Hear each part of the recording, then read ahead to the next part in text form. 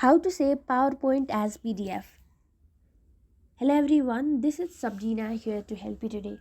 So without any further ado, let's get right into the video. Hello everyone, this is Sabrina here to help you today. So without any further ado, let's get right into the video.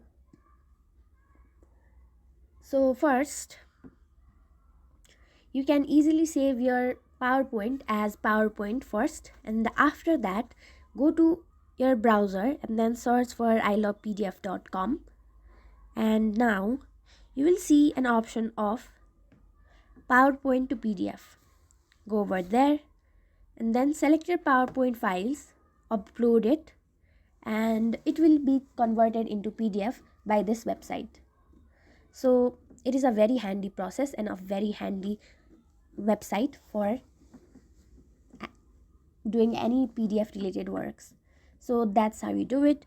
Thank you for watching this video. Make sure to like, share and subscribe to our YouTube channel. If you got any questions, comment them down and I'll catch you in the next one.